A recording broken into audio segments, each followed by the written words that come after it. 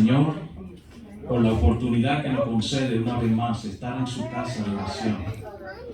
Deseo que se pongan de pie y me presenten al Señor para que, conforme a su propósito y su voluntad, Él nos use.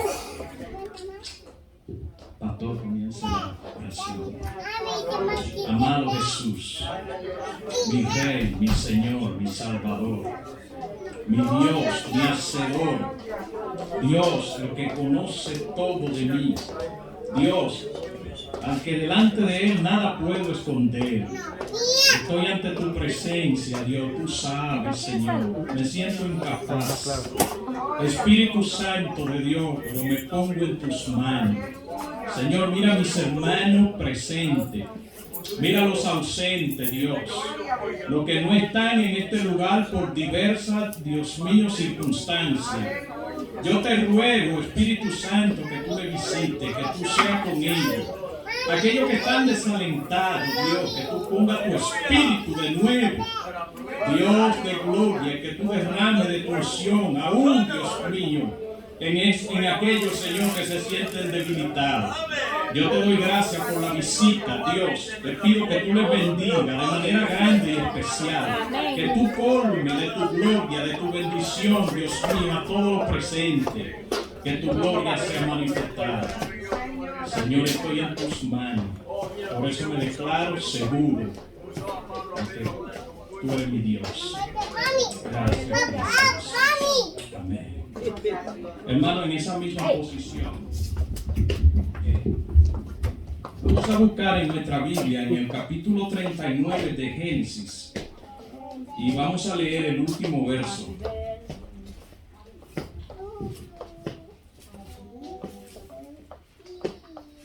Cuando lo tengan, pueden decir amén. Gloria al Señor. Gloria a Dios. Dice Génesis 39, 23.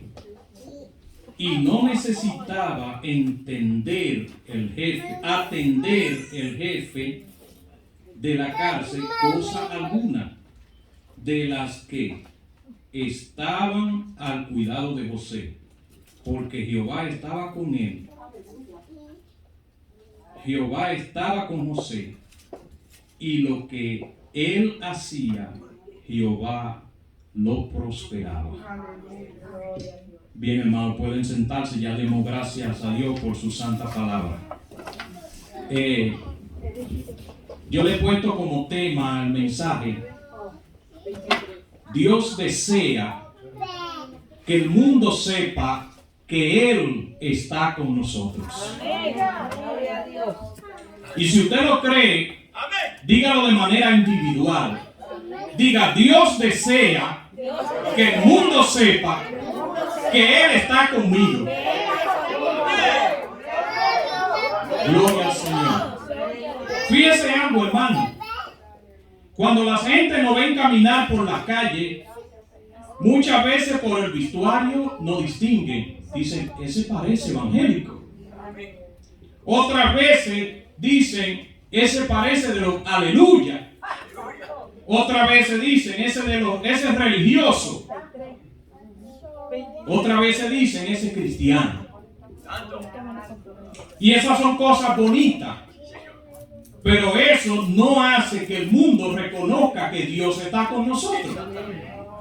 Simplemente nos reconocen como alguien que se congrega en un lugar a donde se adora el nombre de Jesús. Aleluya.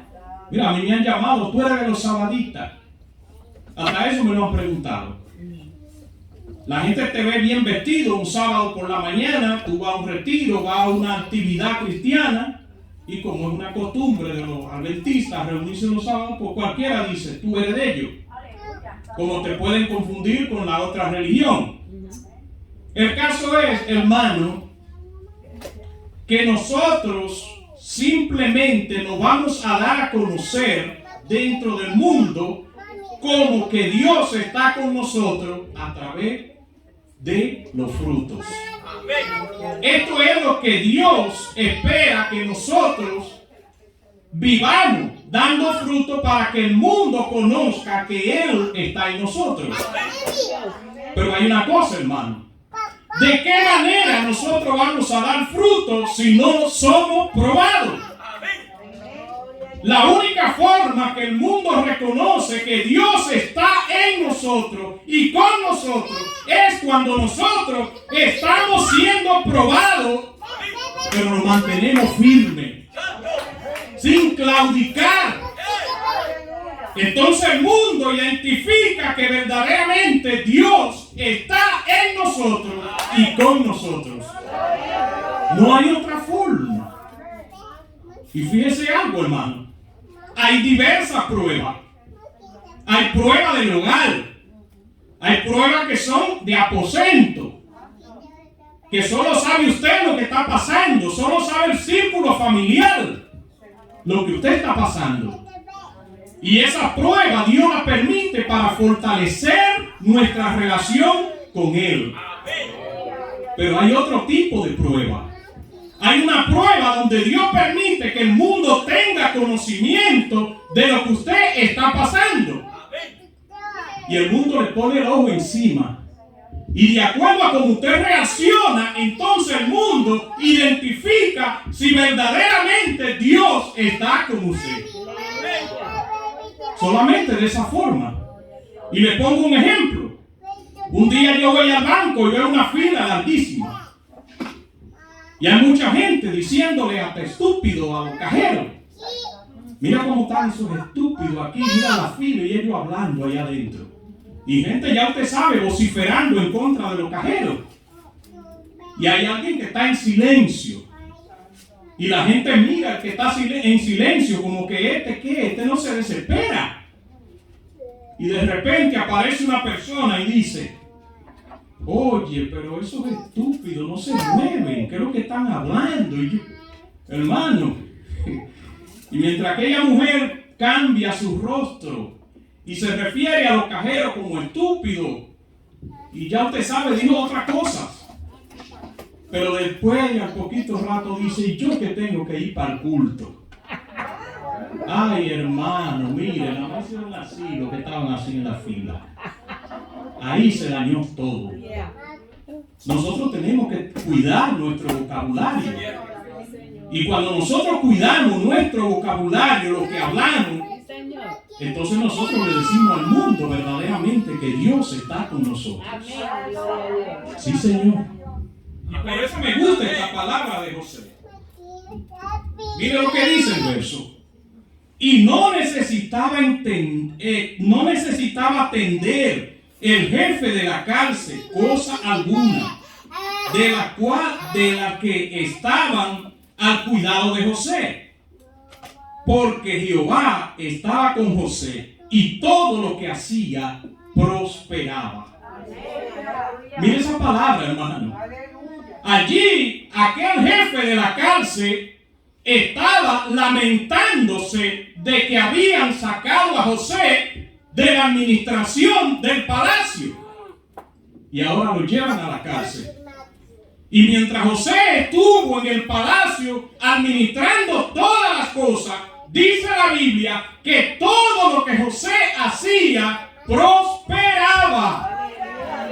Todos lo reconocían que Jehová Dios estaba con José. Pero ¿cómo llegó José a aquel lugar? ¿Bajo qué término, bajo qué condición llegó José al palacio del faraón en Egipto? Llegó como un esclavo. Llegó vendido. ¿Quién lo vendió? ¿Quién lo compró? El mismo jefe de la cárcel. ¿Cuál fue la razón por la que José cayó en la cárcel? Nosotros la sabemos. Aquella mujer puso sus ojos sobre él y aquel hombre fue firme. José fue firme delante de Dios. Pero la mujer por algún tiempo lo estuvo acechando, porque no fue la primera vez. Ella tenía tiempo detrás de él. Cuando usted lee el capítulo 39 entero se va a dar cuenta. ¿Y qué pasó con José? José prefirió dejarle la ropa y correr. Señor. Pero aún así, el jefe de la cárcel obviamente iba a creer más en su esposa que José. Tú llegaste aquí como un esclavo. Y mira lo que hizo el hombre que tú trajiste al palacio. Mira cómo se comportó. Inmediatamente dice que José fue de nuevo a la cárcel. Pero allí, hermano, José siguió dando testimonio de que Dios estaba con él. Por eso le dije, nosotros para dar testimonio delante del mundo que Dios está con nosotros, vamos a ser probados. Tenemos que ser probados. Gloria al Señor.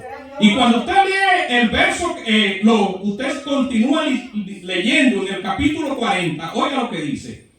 Aconteció después de estas cosas que el copero del rey de Egipto y el panadero delinquieron contra su señor, el rey de Egipto. Mire qué cosa, hermano. Aquel jefe tenía una indignación grande. ¿Por qué? Porque para él hubiera sido mucho mejor que aquellos dos hombres hubieran delinquido mientras estaba José al frente de la administración. Primeramente, José era un allegado y llegó en categoría de esclavo. Aunque se le haya dado la posición que se le diera, él llegó como un esclavo. Para el jefe de la guardia era mucho mejor que se delinquiera en el tiempo de José. Y Dios permitió que eso sucediera cuando José estaba preso. Yo no sé si usted me está siguiendo. Dios permitió que eso aconteciera mientras José estaba preso. Mientras José estuvo ministrando, dice la palabra del Señor, que todo lo que él hacía, Jehová lo prosperaba. Gloria al Señor. Allí no hubo delincuencia, ni tampoco hubo que se fugó un preso. Nada de eso. Todo lo que José hacía, dice la Biblia, que prosperaba. Y le voy a decir una cosa, hermano. Cuando usted se va atrás y usted mira la historia, para la carne, una cosa bonita es usted tener la oportunidad de vengarse de su jefe. Para la carne. Yo no sé si me entiende, pero a la carne eso le es grato. José tuvo la oportunidad, pero ¿cuál fue su palabra? ¿Cuál fue su decisión? Cuando se le presentó aquella prueba, él dijo: todo lo han puesto a mis manos. No hay otro mayor que yo después del rey. Y solo me dio orden que no. O sea, en todo lo que el Señor, en todo lo que el rey me puso, solo me puso excepto de ti. No te puedo tocar. Pero hay una palabra profunda. Todavía yo te tocara, líbrame Dios de fallarle a Dios. Gloria al Señor. Líbrame, Señor, de fallarle a mi Dios. Y yo creo, hermano, que esa es una de las cosas que nosotros hoy, en el presente tiempo que nos ha tocado vivir, tenemos que decir en medio de la prueba: Señor, le puedo fallar a todo, pero no te quiero fallar a ti. Y cuando usted no le falla a Dios, no le falla a nadie. Eso lo envuelve todo, hermano. Cuando usted no le falla a Dios, usted está correcto en todas las cosas. Y mire, yo le voy a decir algo, hermano. Anoche mientras escuchaba al hermano que predicaba, yo decía: wow, pero Señor Jesús, parece que esta es la línea donde tú quieres que hoy se hable en tu iglesia. Porque le voy a decir algo. José tuvo honor. José fue honrado. Pero tuvo su momento para si era posible humanamente desinfamar de Dios. Pero nunca lo hizo. Siempre mantuvo el nombre de nuestro Dios en alto con su testimonio. El nombre de Dios no cayó por su comportamiento.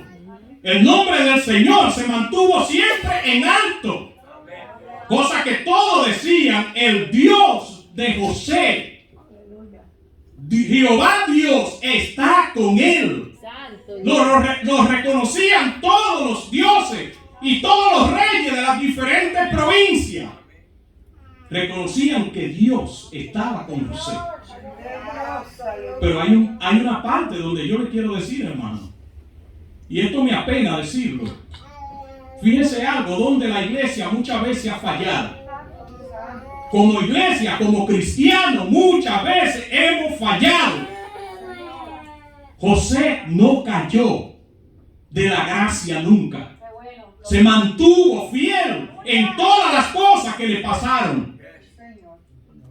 Fue un ejemplo, no solo cuando estuvo preso, no solo cuando estuvo como administrador, también fue un ejemplo delante de sus hermanos. Fue un ejemplo en su casa. Fue un ejemplo donde quiera que pisó. Y Dios lo usó por eso. Y yo le voy a decir algo, hermano. Una de las cosas que me gusta es que en todos sus momentos difíciles, José nunca se apartó de Jehová, Dios de los ejércitos. Siempre mantuvo su relación con Dios. Siempre mantuvo esa firmeza y ese gozo de Dios en su corazón. Usted sabe lo que es estar en un pozo metido. Mire, eso es una cosa que desespera. Y allí José adoraba y bendecía el nombre del Señor. Y como vuelvo a decirle, nunca cayó de la gracia. Nunca cayó de la fe. Y le voy a decir una cosa, hermano. Muchas veces nosotros caemos de la gracia. Nos descarriamos. Nos apartamos del Señor. Y le voy a decir algo. Si usted cree que estoy hablando con alguien personal, jamás. Porque también hay algo que sucede. El que cae de la gracia y se reconcilia delante de Dios, mire, eso es valor. Eso es digno de honra. Eso es digno de reconocimiento. Pero también hay otro que cae de la gracia. Y como dice el Salmo 32, verso 3, dijo David, mientras callé, se envejecieron mis huesos, en mi gemir todo el día. Santo Dios. Hay algunos que caen de la gracia y callan. Y lo más peligroso es que a veces se quedan dentro de la iglesia. Cantan, oran y predican. Es triste eso. Y tan mal es una cosa como la otra. Porque caer de la gracia te puede llevar la oportunidad de la salvación. Si te cae de la gracia y no te levantas pronto y te sorprende la muerte, te perdiste. Pero con todo y eso, vuelvo y digo, caer de la gracia y levantarse es digno de admiración. Pero no lo voy a dejar ahí. Porque también reconozco que hay un peligro en la gente que cae de la gracia. ¿Cuál es el peligro de la gente que cae de la gracia? Aún muchas veces cuando se reconcilia de nuevo. ¿Cuál es el peligro? Que muchas veces no se toma en cuenta que ya no se puede volver a hacer lo mismo.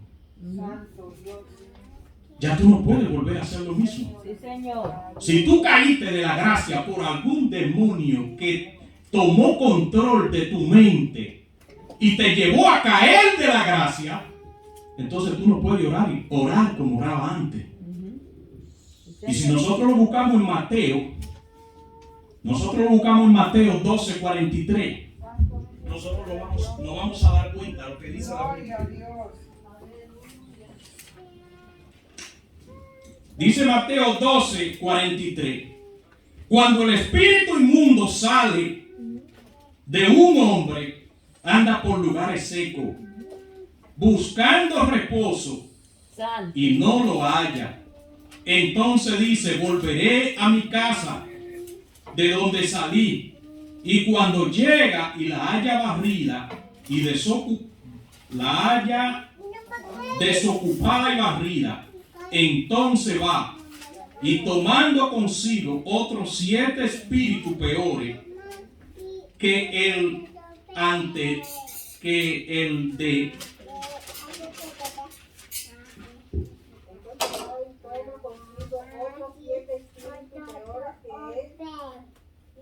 entrando, moran allí, y al postrer estado de aquel hombre viene a ser peor que el primero.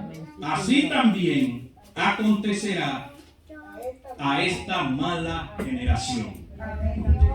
Y le voy a explicar, hermano, por qué le estoy diciendo esto. ¿Por qué Dios puso esto en mi corazón? Fíjese. Yo le doy gracias al Señor porque hasta aquí me ha ayudado y no me ha dejado caer de su gracia. Aleluya, santo. Le doy gracias. Santo. No porque soy bueno, sino porque Dios me ha dado la fuerza. Pero le voy a decir algo más, hermano. Aún yo no haya caído de la gracia, yo reconozco que yo viví un tiempo donde yo estuve por un largo tiempo influenciado por un demonio.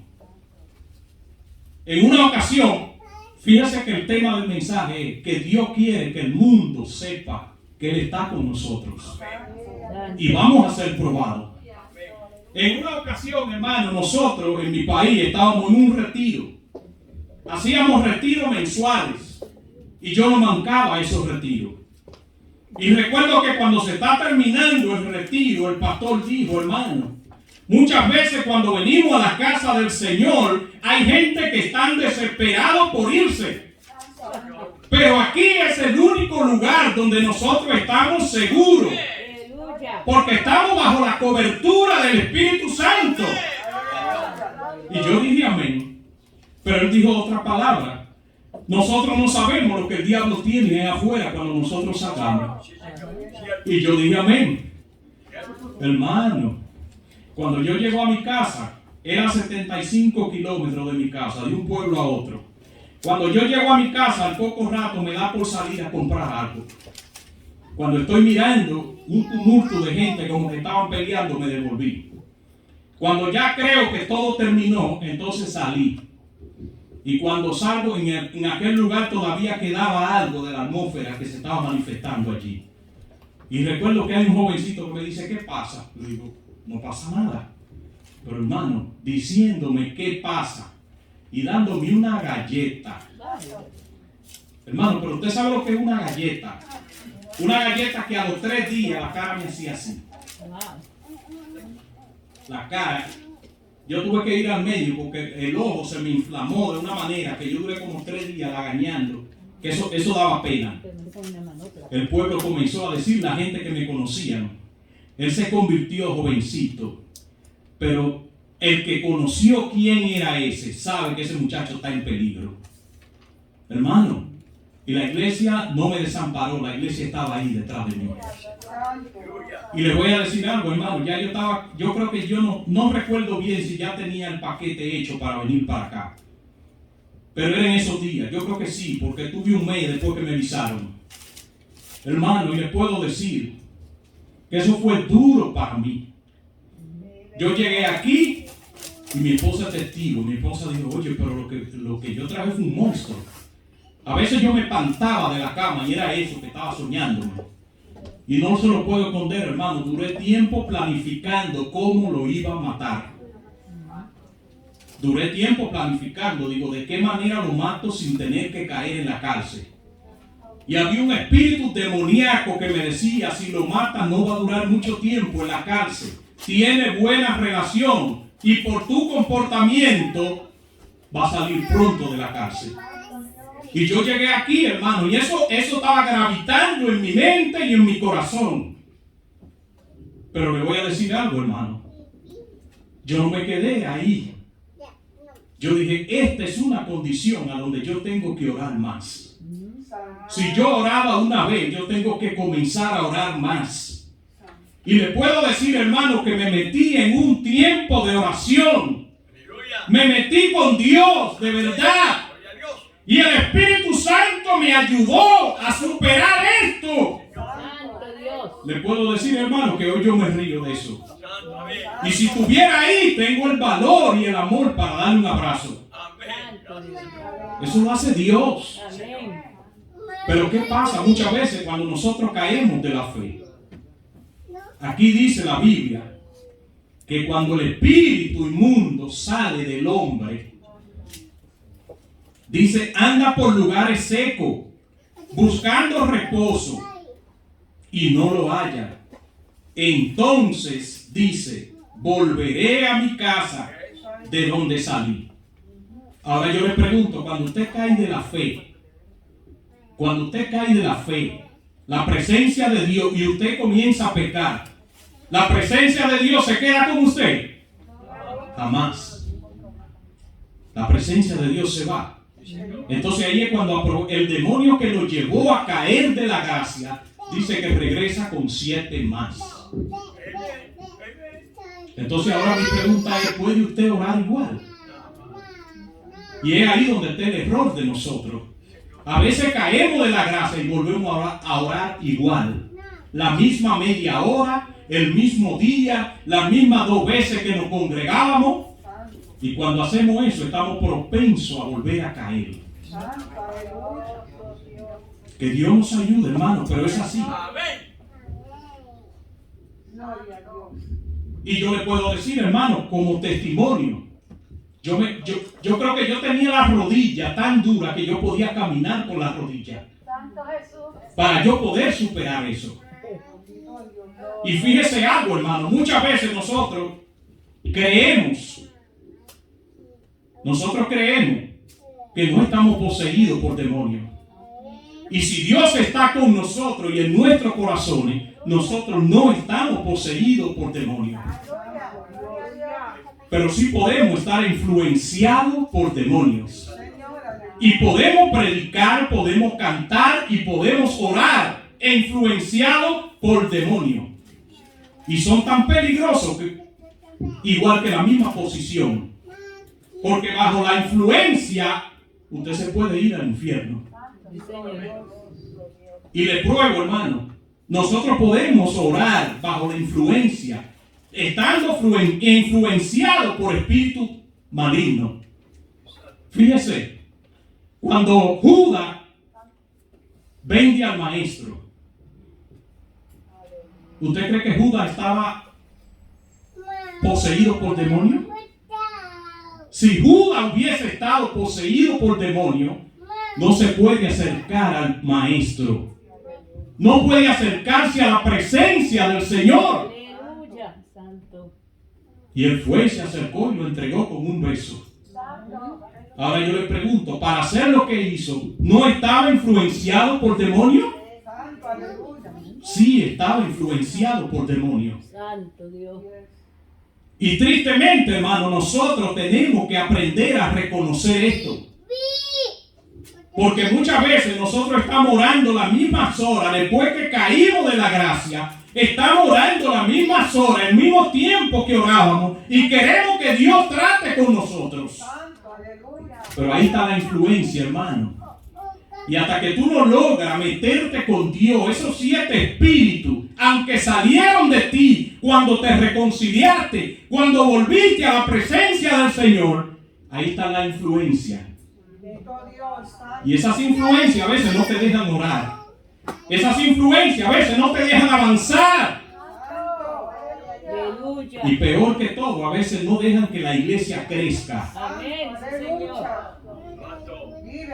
A veces hay uno que está orando, hay uno que está ayunando, pero hay una influencia que contamina al que entra, Santo Dios. al que todavía no está bajo la cobertura del Espíritu Santo. Quizás no puede con usted que está en comunión.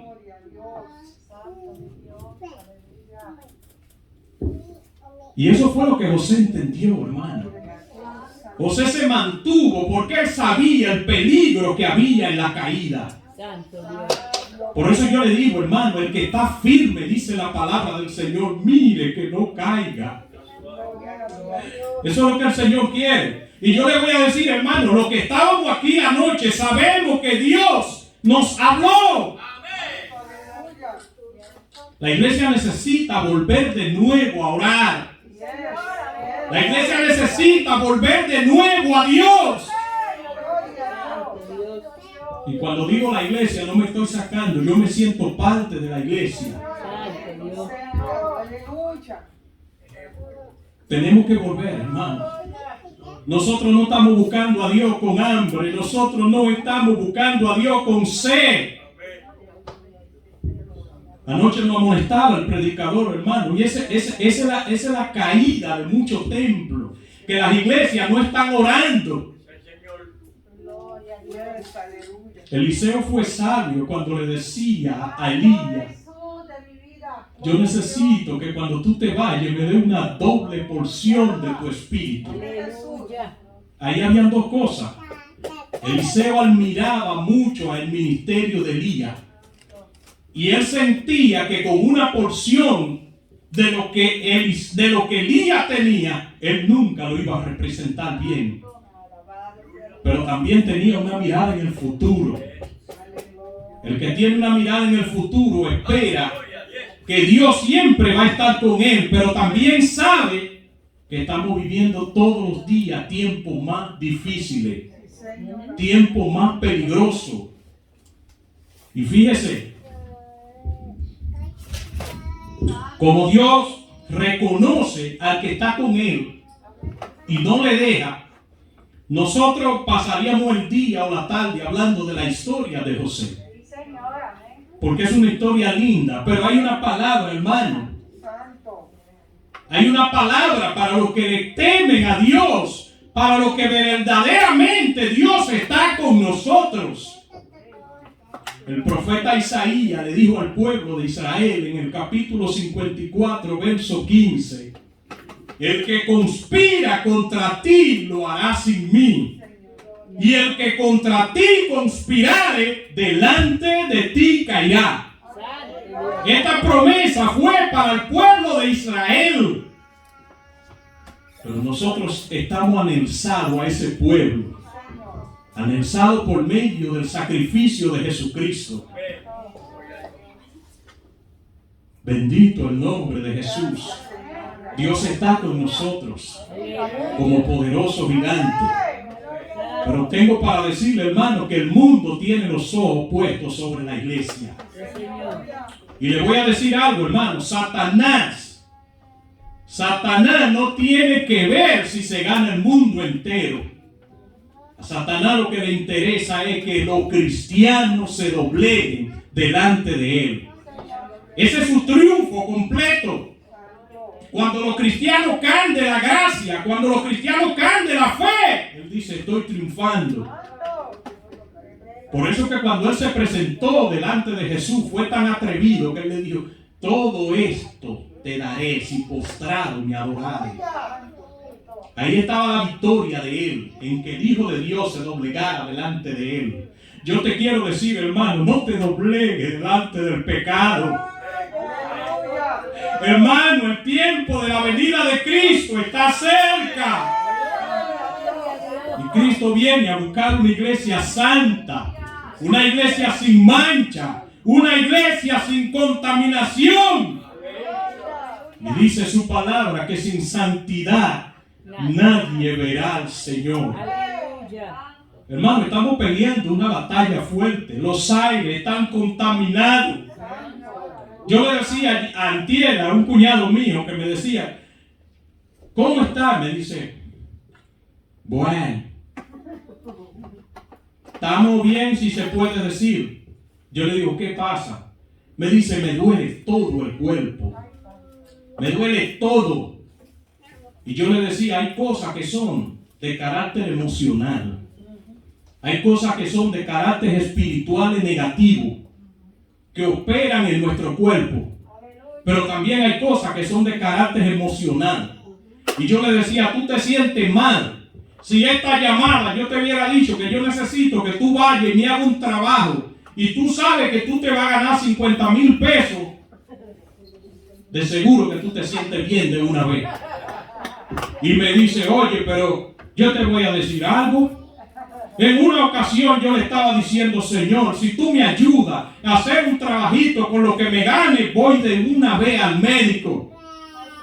Y él dice que cuando él se ganó el dinero, hermano, a él se le olvidó que necesitaba el médico. El hombre se sintió sano, no sentía nada. A veces hay cosas que son de carácter emocional, que están operando en nuestra mente y en nuestros corazones. Pero también son de carácter espirituales, de fuerza demoníaca. Hermano, yo no sé si usted está sintiendo el pesar al orar. Yo no sé si usted está sintiendo el pesar a leer la palabra de Dios. Hermano, hay una atmósfera del mismo Satanás que está operando en los aires. Nosotros tenemos que sacudirnos. Y eso es lo que Dios quiere, hermano. Dios necesita una iglesia que le esté esperando. Y para nosotros estar listos para esperar al Señor, no podemos estar en una condición de doble ánimo. Tenemos que estar firmes. Y cuando hablamos de firmeza y hablamos de gente que ha sabido ser probado para que el mundo conozca que Dios está en ellos, no podemos dejar de mencionar los 3 varones hebreos. Cuando usted mira la historia en el capítulo 3 de Daniel, en el verso 10, dice la Biblia que había un chismoso dentro de la comunidad que le dijo, oye, rey, tú hiciste una ley que todo el que oiga, vamos a buscarlo, hermano. Mire lo que dice. Tú, oh rey, el verso 10. Perdón.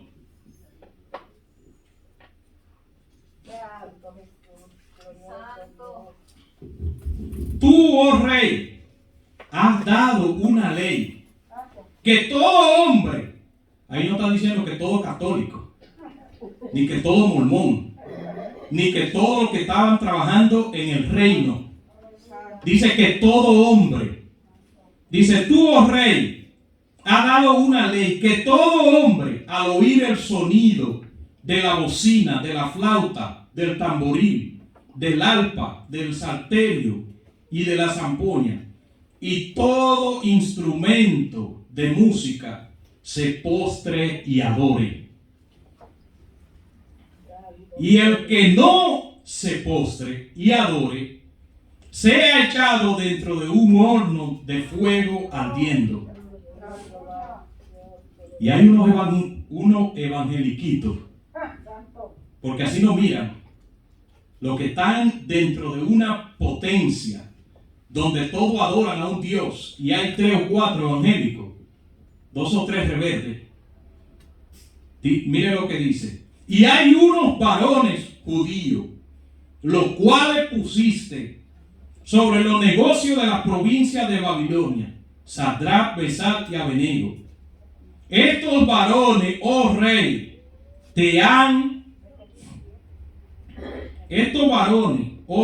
no te han respetado, no adoran tus dioses, ni adoran la estatua de oro que has levantado.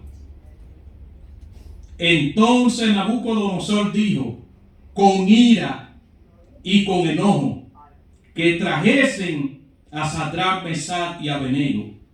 Y al instante fueron traídos estos varones delante del rey. Y habló Nabucodonosor y le dijo, ¿es verdad, Sadrach, Mesach y Abednego, que vosotros no honráis a mis dioses, ni adoráis la estatua de oro que yo he levantado? Ahora pues, estáis dispuestos para que al oír el sonido de la bocina de la flauta, del tamboril, del arpa, del salterio y de la zampoña y de todo instrumento de música. O postréis y adoréis la estatua que he hecho, porque si no la adoráis, en la misma hora seréis echado en medio de un horno de fuego ardiendo. Y he aquí, ¿y qué Dios será aquel que os libre de mis manos? Mire la respuesta. Sadrach, Mesach y Abednego respondieron al rey Nabucodonosor diciendo: no es necesario que te respondamos sobre este asunto. Hermano, mire, no hay cosa más ofensiva para una persona que está en poder, en mando, que usted le diga que no es necesario ni que le respondan. Eso es una falta de respeto. No es necesario que te respondamos a este asunto. He aquí, nuestro Dios, a quien servimos, puede librarnos del horno de fuego ardiendo, y de tu mano, oh rey, nos librará. Y si no, sepa, oh rey, que no servimos a tus dioses, ni tampoco lo adoraremos. Tampoco adoraremos la estatua que ha levantado.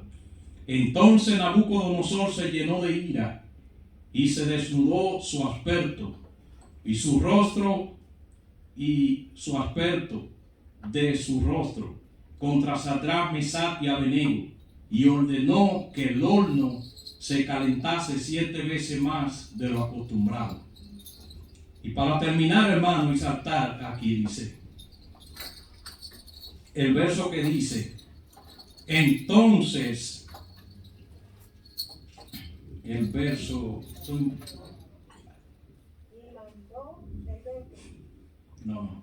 hay un verso que dice entonces Nabucodonosor dijo, el 28, entonces Nabucodonosor dijo: sea el Dios de ellos, de Sadrach, Mesach y Abednego. ¿Cuándo dijo esto? Lo estoy saltando, hermano, estoy mirando la hora. Cuando Nabucodonosor dice que mandó a encender el horno 7 veces más de lo acostumbrado, y aquellos hombres fueron lanzados en el horno.